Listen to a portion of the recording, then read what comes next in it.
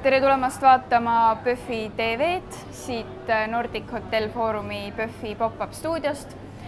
Üks põnev film, mis tänu PÖFFil linastub, on Taani komöödia GUTTERBEE ehk Rentsli mesilased. Ja see on film kahest mehest, kes otsustavad avada ühes Ameerika väikelinnas saksa vorsti restorani. Vaatame selle filmi treilerit. You gather up all you folks, get on the first banana boat, heading back to where you came from. And don't even think about looking back. Watch your face now. I'm gonna be big. Good luck. You make your own luck in this world, compadre.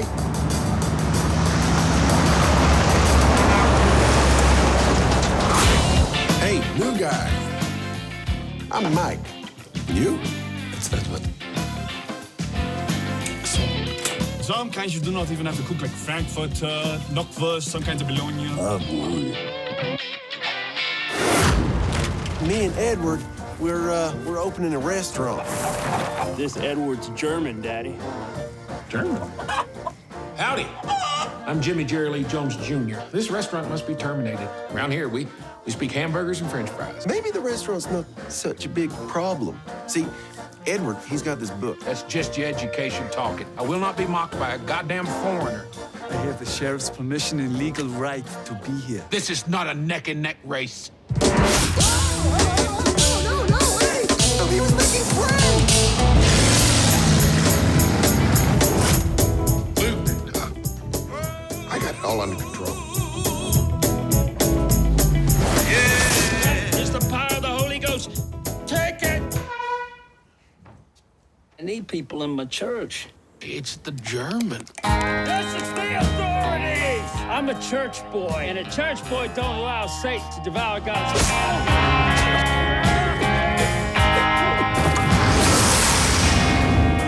You betrayed me, Mike. Oh, what's that gonna sound like?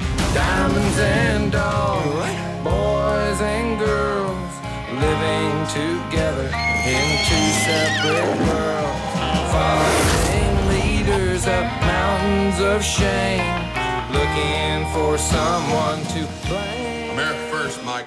America first. Delicious.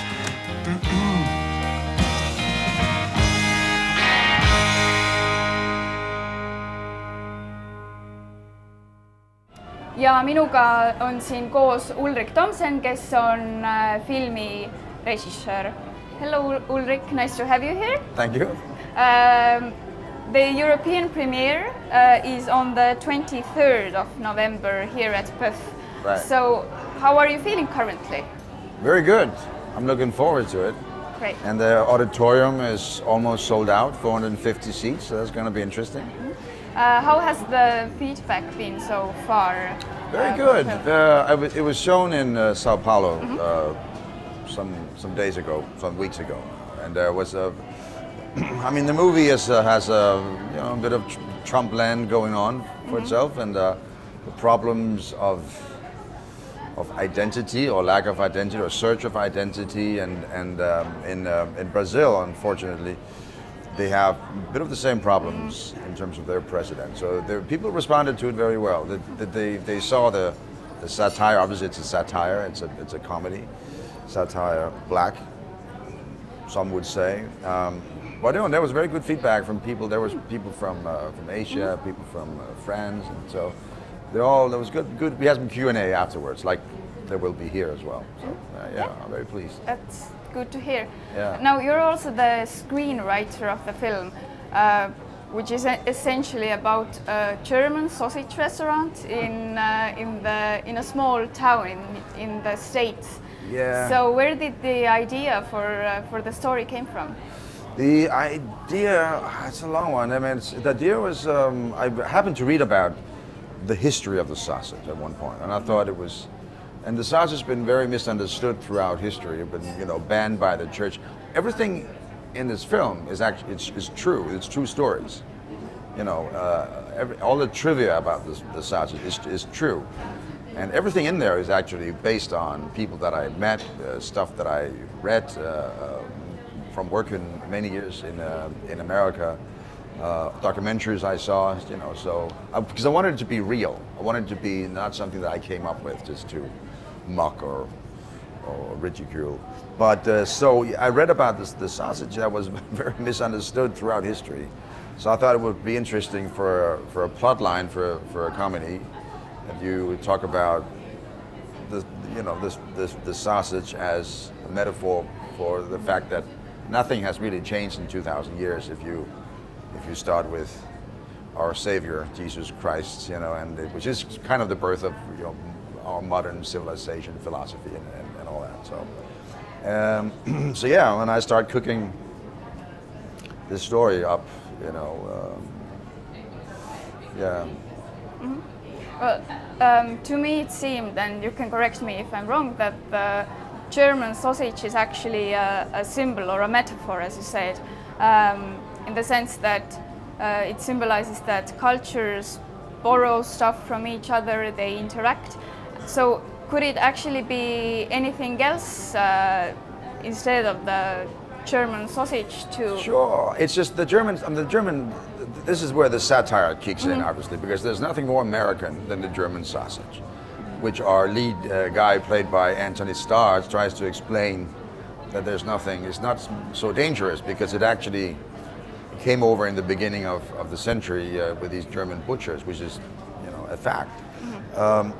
So it's because the movie essentially is about identity and fear and I mean the lack of identity, which is a problem not only in America, I think, but also in parts of the world. But we as the world opens up, it becomes even more isolated in some weird way, you know, and it has to do with not overpopulation, but I mean there's 8 billion people, you know, and the way people basically we can't live the lives that we've been living for 40 odd years now.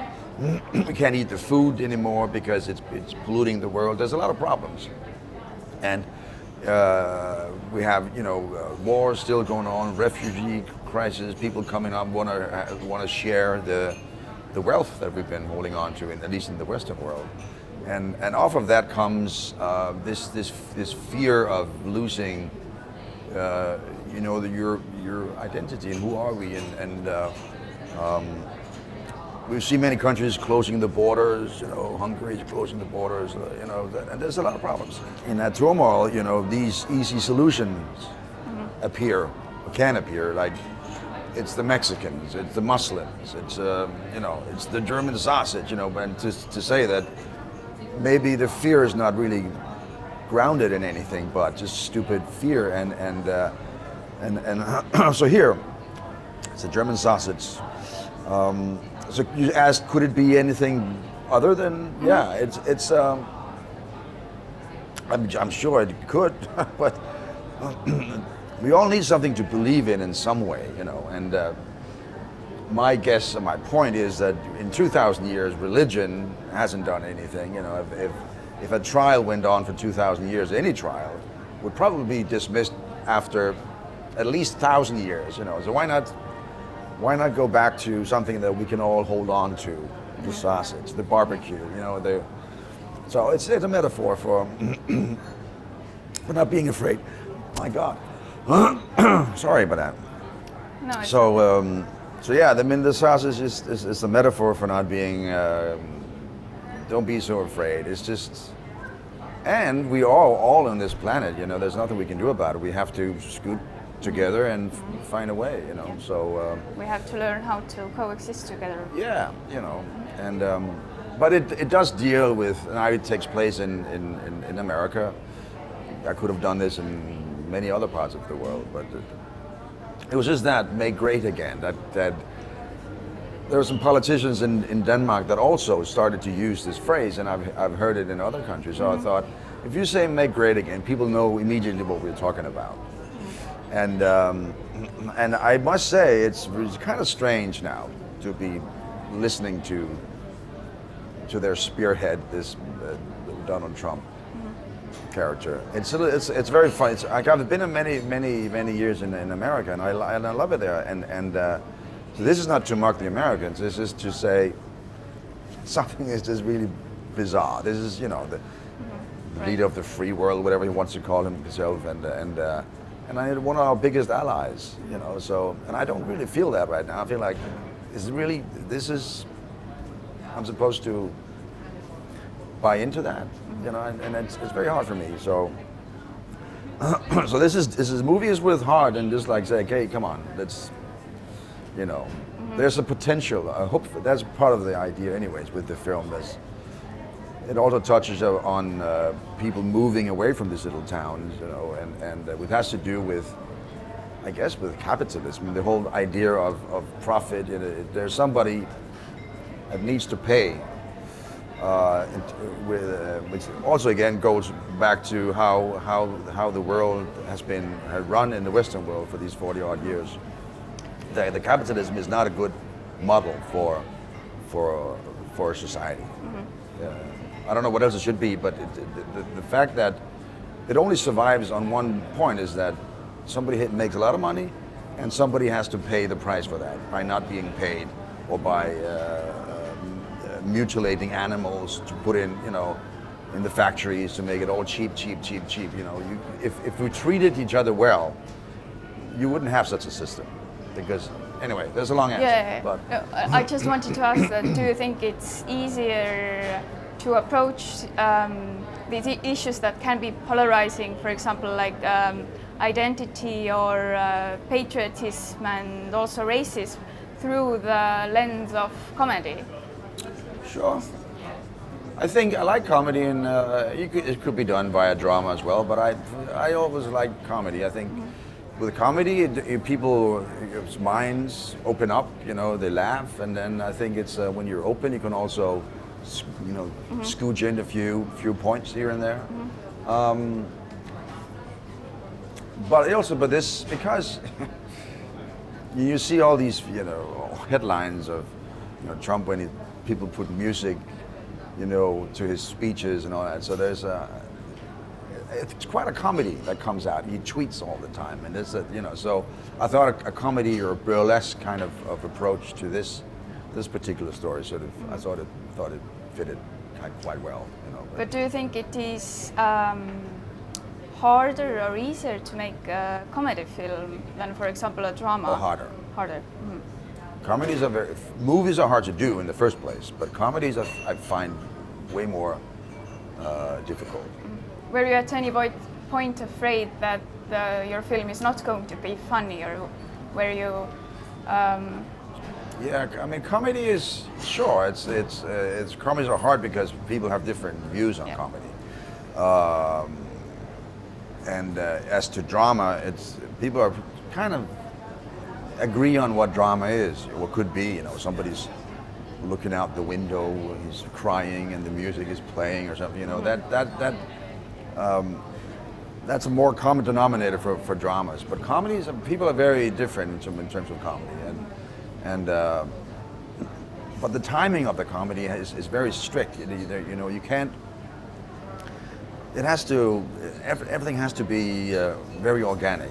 With drama, I think you can be a little more loose. You know, you can have these long moments. You can have, you can stretch it to crazy degrees of nothing or silence. You know, and it'll still be. But you can't do that with comedy. You know, because you're going for a punchline, and then the laugh. And that has its own specific rhythm. It's hard to, I think they're harder to do.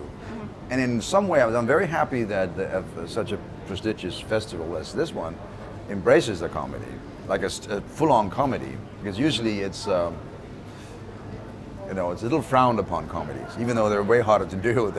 They're not. So I'm very happy that this happened. You know. I want to ask a question about the title. Because GUTTERBEE is also the town, which is in America, where the action of the film takes place. So what's the story behind that name? Where did the name come from? Yeah, first it was called Willenberger. Okay. That was the name of a sausage that they made. I started to write the script in Danish to begin with, and then Willenberger is a sort of a German Wille means will, and Berg in German means mountain. So, and these two characters, one had the will, and one was like storied as a mountain. So Willen but it didn't translate well. So I kept it for a little while, Willenberger. But then I don't know. I can't remember why I changed it.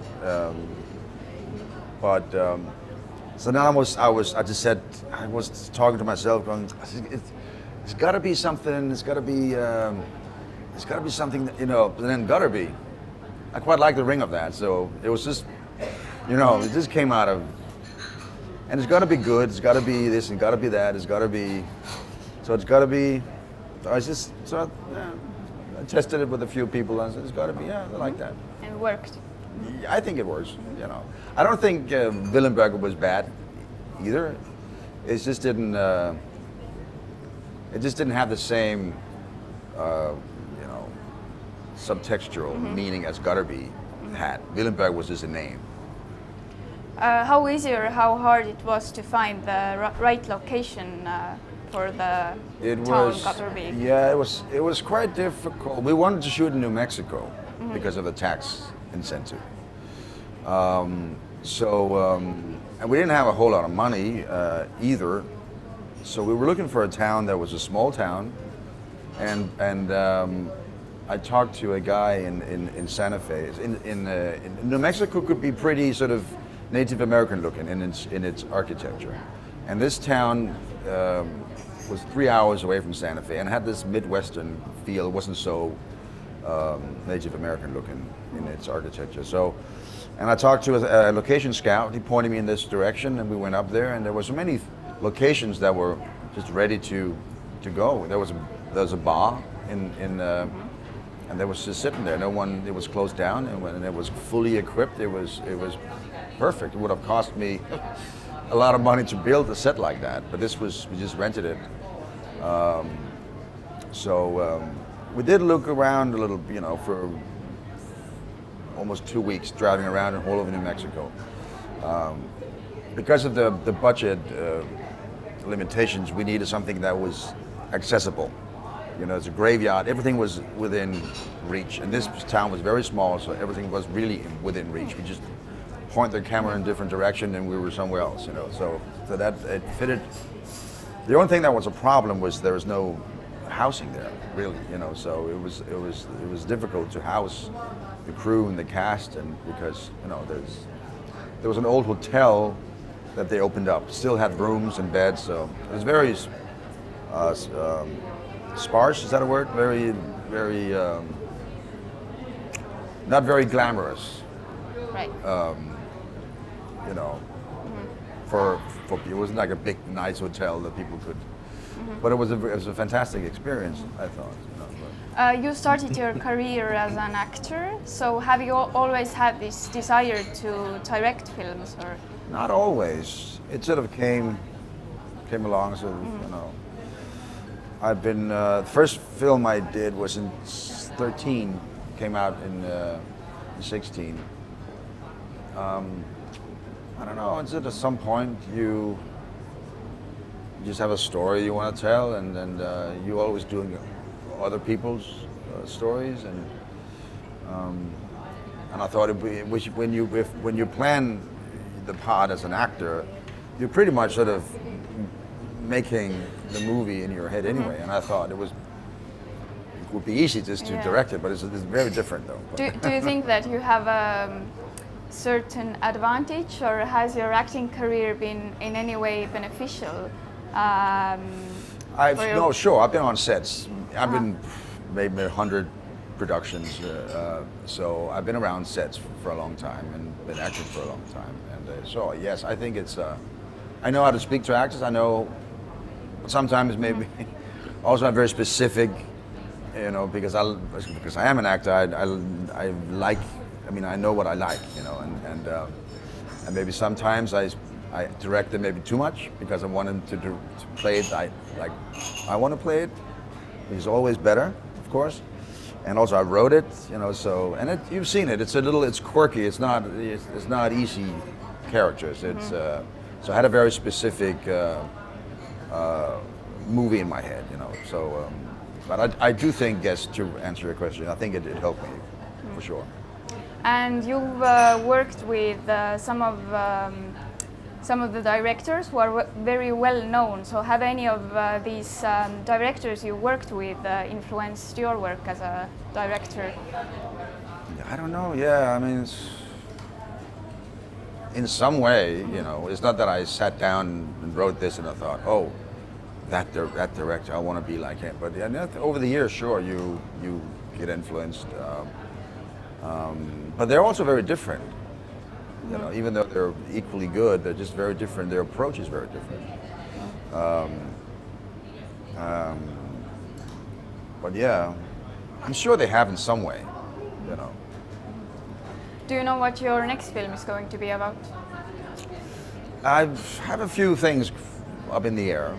I've also been approached by someone to direct, not my own script, but I'm writing something that is, again, has the subject of denial, has the subject of, you know, sort of a not Me Too, necessarily Me Too, but it's has to do with like what's the word? Not virtual reality. What do you call it? Not virtual reality. You know, like Big Brother and all those. It's reality TV. Reality, yeah. This reality world. So yes, it sort of surrounds itself in you know reality. It's about a woman. It's basically about a woman who. Maybe I shouldn't give away the story, so I'm going to steal it. But it's about a woman who's very attractive, and that's all she wants. It's perfect for her, because being attractive is the best gift you can ever have.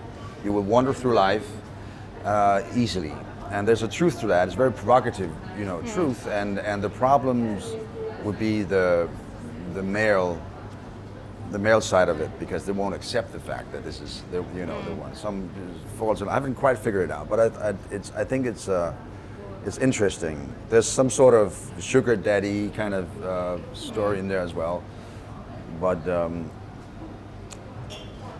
some said once. I mean, I heard this. It was a funny interview, and she said it was the modern woman's emancipation.